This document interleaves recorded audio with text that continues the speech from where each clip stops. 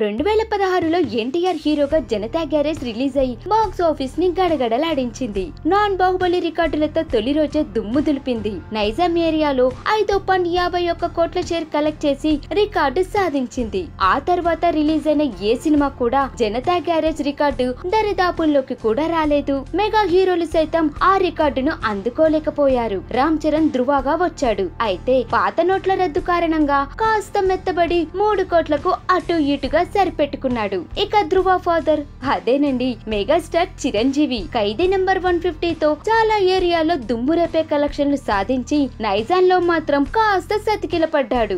నైజాం ఏరియాలో తొలి రోజు 4.4 కోట్లతో ఓకే అనిపించుకున్నాడు. ఇక ఆ తర్వాత అన్నయ్యకి తమ్ముడు, సన్ కి బాబాయ్ అదేనండి పవర్ స్టార్ పవన్ కళ్యాణ్ తొలి రోజు శబాష్ కాటమా అని అనిపించుకున్నా నైజాంలో మాత్రం 5.1 కోటి వరకు కలెక్షన్లు సాధించగలిగాడు. ఇక ఇప్పుడు బాహుబలి ది కంక్లూజన్ ని పక్కన పెడితే స్పైడర్ గా బాక్స్ ఆఫీస్ ని రైట్ చేయడానికి వస్తున్న మహేష్ సినిమా జనతా గ్యారేజ్ రికార్డుని కొల్లగొడుతుందేమో చూడాలి.